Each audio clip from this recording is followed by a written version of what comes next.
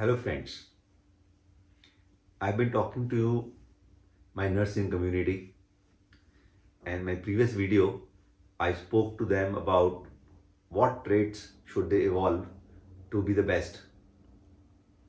And in this video, I'm addressing the same question again. I want to be the best, tell me how. And I'm here to tell them how. And in this video, I touch upon another angle, and that is keep your work stress level low. This is very, very important to improve your efficiency.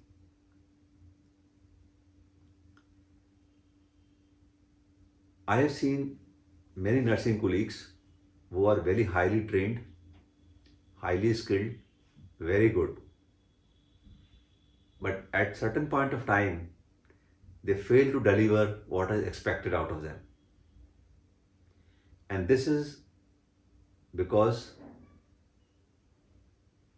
at that particular point of time, they are under stress. And there are reasons for them to be stressful. For example, the type of the work in which they are involved is usually repetitive. The workload is huge and really becomes physically, mentally tiring. The expectations of the patients and the relatives more often than not are unrealistic. And then, even if the nurses do their best for the patient, the amount of respect that they should get from patients sometimes is inappropriate.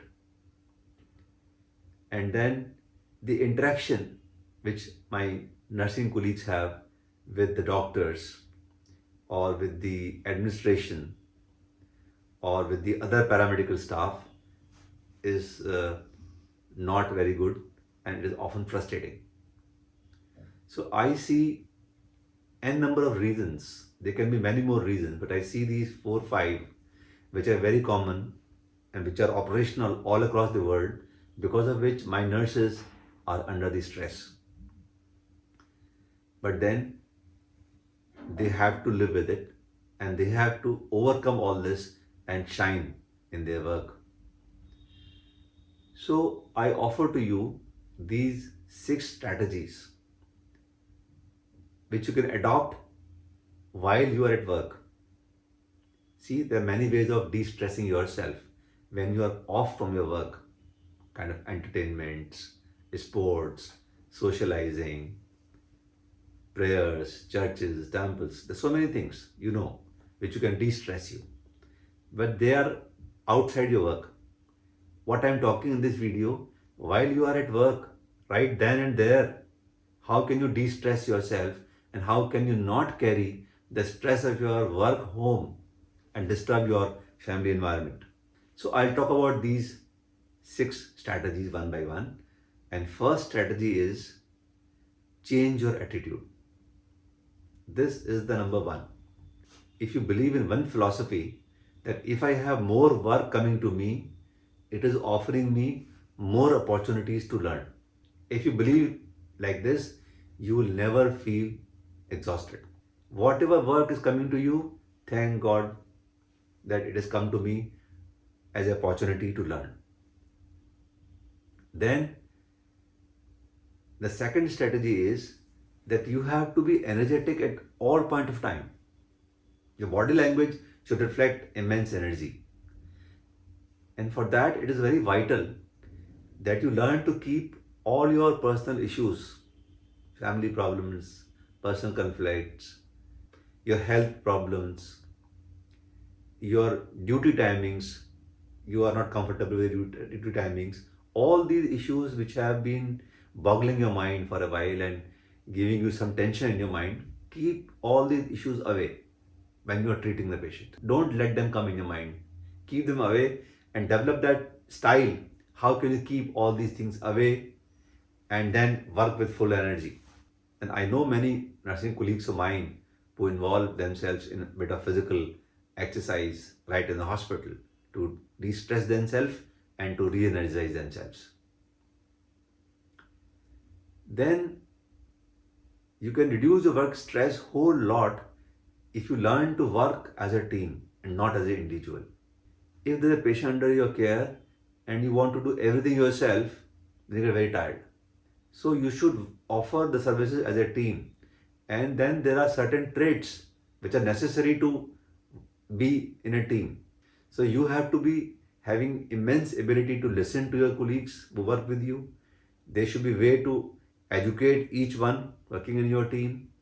You have to pay respect to your teammates. You have to learn how to entertain the teammates. You have to understand them thoroughly. And then you have learned to cooperate each team member to best of your capabilities. If you have these 5, 6 traits, then you will be a successful team member and someday a team leader. And if you offer services to the patient as a team, then workload is divided and you are not tired. Then when you work in a hospital and you do a work in a manner, you realize that there are certain problems in delivering the work. There are some problems in the system in the hospital. So you have to seek improvements in these systems. When you work at a particular place, you know the problem best. And therefore, you have to seek solutions for that deficiency. So you have to think of a problem deeply, think of a solution deeply. If you cannot think of a solution yourself, ask all your team members to find a solution yourself and go to the hospital administration, tell them the problem, tell them the solution. Both. Not only, you should not be a problem raising person, you should be a solution offering person to the hospital administration. And then, if you go to the administration with the solution, they will love you for sure. And next time, your service capability will be very good. And then, of course, please remember to keep records of everything that you do. Because otherwise, next time when you have to do it, you forget where you retained that information and you're wasting time in searching for it. So keep habit of maintaining logs. Then, if you have any problem while delivering a service to the patient, whatever it is, you should seek guidance. Don't be a shy person in that reference. Whatever is your problem, quickly go. Either you talk to somebody whom you know very well, that this person is my senior, this person is very good, very capable. If I go to him or her with a question, he or she will answer me immediately and tell me a satisfactory solution. You, in every hospital, you'll find you'll have 2, 3 such people who can offer a supporting hand to you at the time of need. These days, you can surely rely on social media platforms, Google, ChatGPT, YouTube, to find solution to your problems. But then, don't try to do something which you do not know. Doing one small wrong to the patient will set in a cascade of reaction. And one small wrong will become 5 wrong, 7 wrong, you don't know how many afterwards, like a machine mechanism. So don't do anything wrong. Any doubts, please clear it and then do. Finally, there'll be time when you will be slightly free and you will not have a patient coming to you. At that point of time, how you utilize that time, that is very vital. Don't waste your time in unnecessary activities. These days, I find mobile phone is a very common time waster mechanism. Don't do that. You are a responsible member of the hospital service delivery. Don't waste your time. Instead, on that time, you should either rehearse or discuss the problem that you faced and talk to your colleagues, and that if next time this problem is going to come, how will we handle it better? As a team, create a rehearsal situation. So, if you follow these 6 strategies at work, I'm sure you'll keep your work stress very low and you'll be able to give your services to the patients, to the doctors, to the technicians the way you should be giving. And I see no reason you will not be the best very soon. So remember, sisters, remember, my nurses, it is said that if you save one life, you are a hero. These days it happens on the roadside. But then if you save 100 lives, you are a nurse. So have pride in your profession. Have pride in yourself. Appreciate your own self that you are a nurse. and the God has made you nurse. So I'm sure you will be able to deliver to best of your capabilities if you follow my advices. Thank you very much and have a bright future.